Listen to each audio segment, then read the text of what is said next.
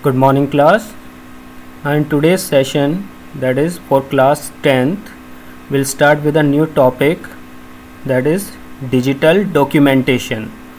Now in class 9th, previously in class 9th you have studied that is digital documentation. We have used Microsoft Word. Now in class 10th, moving further, we will move to the some advanced and intermediate options that is available in Microsoft Word. Now just have a look for this component, Windows component of Microsoft Word. Just let us quickly revise what all options, what all components are there in Microsoft window. Now moving to this, that is called the topmost bar is called the title bar. It displays the title of the program we are currently using, and document 1, that is the default file name of this particular software. Until and unless we are not saving this file with a modified or customized name, it will display is at a document 1, that is the default file name given to a file in Microsoft Word. Moving to the left side, this bar is known as the quick access toolbar, which have options which display the list of options we use very frequently, so that we can use them again and again very quickly in our document. These are the different tabs, which are home, insert, page layout, reference, mailing. Now this particular section, this complete section, which consists of the tabs, different groups present under tabs and options, this complete section is known as ribbon. Now moving further, this is the ruler bar, which displays the ruler, that is the horizontal ruler and vertical. We have two, the top or the left ruler. Now here we have scroll bar, vertical scroll bar, then here also is horizontal scroll bar will come when we have a maximized view, when we maximize the view of this window. Suppose this is the zoom control. Now suppose I am maximizing it. Now see, the horizontal scroll bar has also come because the page size of Microsoft Word is not fitting in our window. That's why we have got here this horizontal scroll bar. If we reduce it again, then this will get disappear. By default it is 100% the zoom control. These are the different views options: print layout, then full screen, then web layout, outline and draft. This is known as the status bar. And this particular section where you are seeing this white page and the cursor, this is known as the workplace. Okay, so we have just revised what the window component of the Microsoft Word. Now in today's session we are going to learn how to modify the layout of a paragraph. Means whatever document we have here on the workspace, how to modify the layout of that particular document. Now let me open a paragraph. Suppose I am opening this particular. Now we have a set of paragraphs here.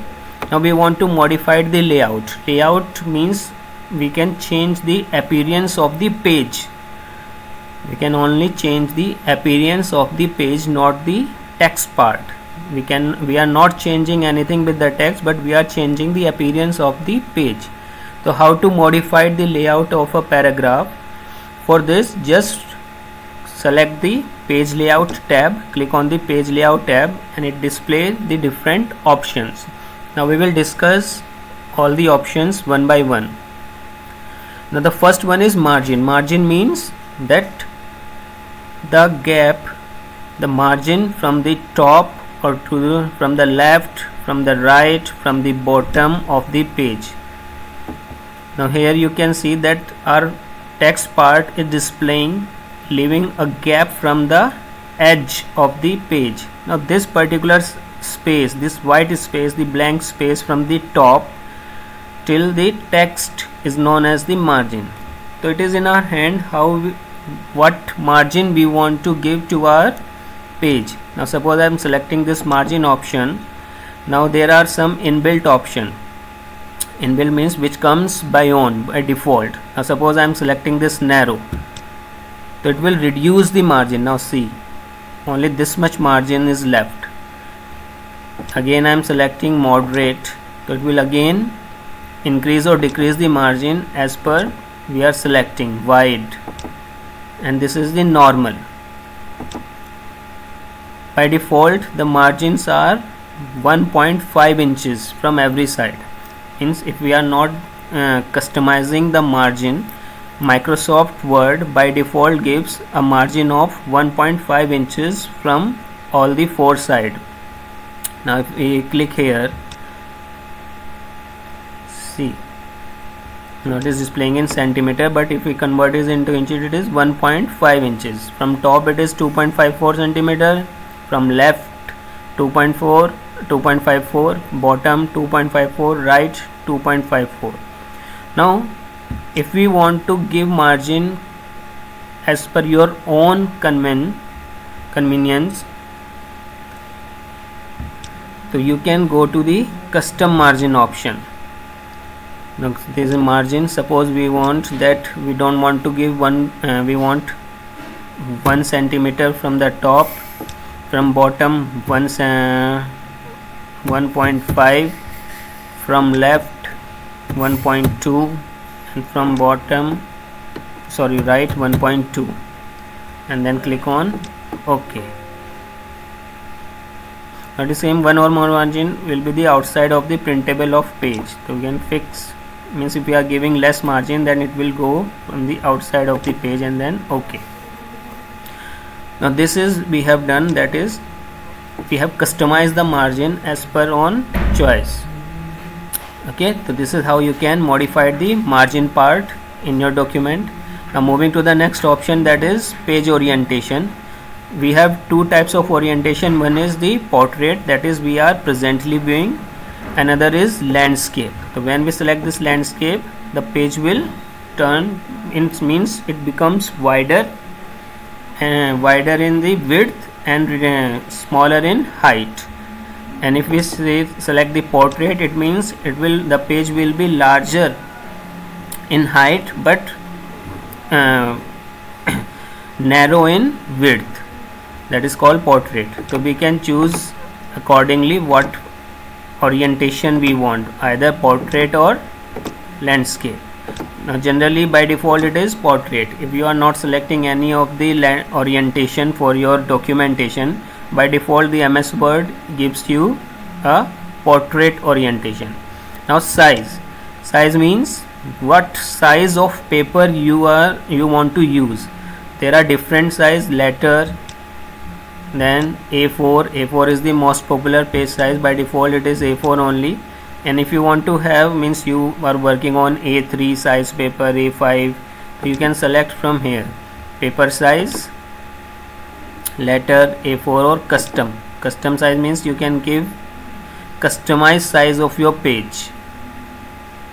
Suppose I am giving it like A4 is this 21 by 29.7, that's customized. So I am giving it width it will be 15, and height it is to be 25, and then OK. So now my page size is customized. Again I can select A4, so it will return to the normal. Now columns means that when you are writing a line, you cannot divide a page into different columns. Like generally in newspaper, when you see the news, that is printed in the form of columns, one after the other. So if you want to divide a page into columns, suppose you want your this information to be displayed in 1, 2 and 3 columns. So what you can do, go to the columns, select 3. Now see, your page is divided into 3 columns. Column 1, this is your column 1, this is your column 2, and whenever this writing part will exceed, suppose I'm just selecting this and I'm writing, so this will come to the column 3. So we have now 3 columns on our page, column 1, column 2, column 3. Now if you want to have more, then we can select, go to the more column option, number of columns you want. Then width, for column 1 you can specify the width also. For column, suppose we have 3 columns, so you can choose the width for every column and then click on OK. Okay, now moving to the next, suppose you don't want the columns, now what you can do, 1, so it will come again to the normal. Now this break means that you can break a paragraph or you can break a page. Now suppose I am clicking here, my cursor is here, the cursor is at the second paragraph, beginning of the second paragraph. Now select break. Now select, suppose I am clicking on this page, so it will break the page, means my page will, this single page which I am having here will be break into 2. Now see, on one page we have one paragraph. Now the second paragraph, the beginning of the second paragraph has been moved to the second page, the other page, because we have break the page. Wherever you will click, I just undo it to show you again, where you will click, wherever your cursor is, the page will get break from there only.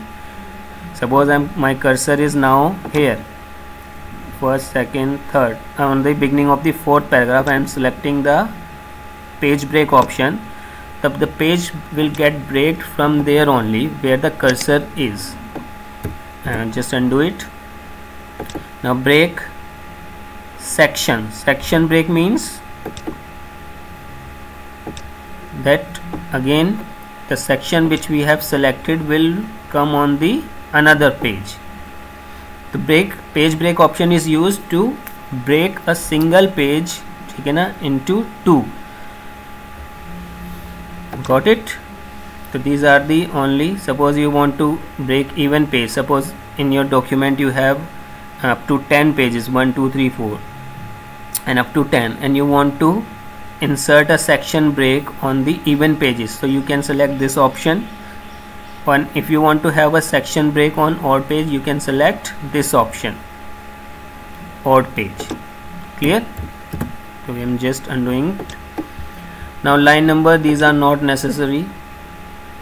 Suppose I am selecting continuous, so it will give all the lines which we have typed a number. Line numbers we have selected, so it will give you the line numbers for all the lines which we have typed or which are there in our document. So in total we have 33 lines, 32 we have, suppose the cursor will remove from here, so in total we have 32 lines in our document. So again if we select this none, so it will again remove the line numbers from our documentation. Now moving to this watermark. What is watermark? It insert any text or an image, that is a faded image or a faded text, behind the document, means at the back side of the document. Generally watermarks are used to give a authenticity to your document, that this particular document belongs to you only, means no one can remove that watermark. It will it gives you authenticity that this particular document or this particular file belongs to you, originally created by you. No one else can use it as a duplicate copy. Now how to insert this watermark? Now suppose I have clicked here watermark. By default we have got 4 watermark, that is text part. Suppose it is a confidential, so I can use this. So you might have seen that confidential text that has been embedded at the back side of the page. It is a faded image. If I will show you, let me show you that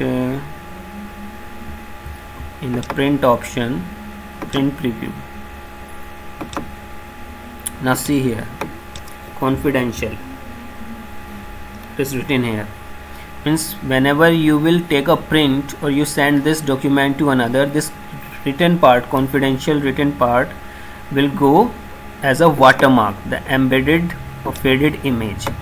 Now suppose you want to customize it, we don't want to write it as a confidential, we want to write our own name. So you can go to the custom watermark,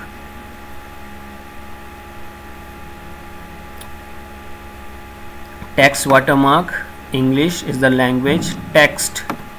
Suppose I want to write as it.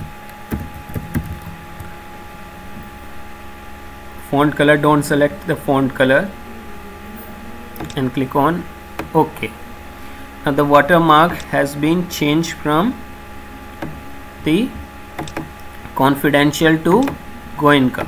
Now see here, it's written here Goenka. So you can write your own name, anything you want to write, you can write that particular part as a watermark. Now there is another option, that is picture. Suppose you don't want to place a text as a watermark, you want to insert a company logo or any picture as a watermark. So select this option, picture watermark, then click on select picture.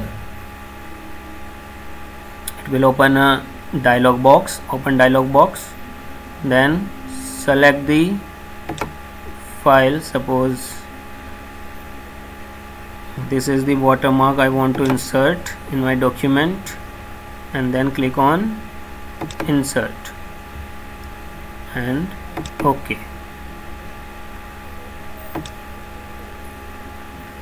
And let me show you again for the print preview.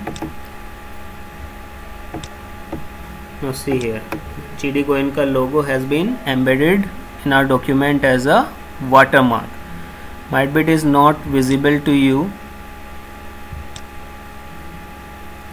Let me show you to 200%.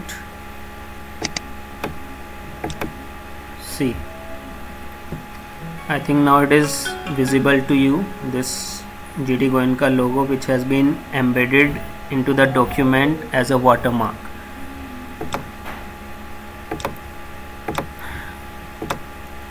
Watermark is a faded text or image which is inserted, which is embedded in your document as a authenticity. It gives you authenticity to your document, that particular section, this particular document belongs to you. So for today, and only these are the options which we are covering for today. That's it for today. In the next class we will move further with page color, page border, indentation, spacing and other options like position. This will become active when we insert a shape in our document. So till then, stay home, stay safe and enjoy your learning. Thank you.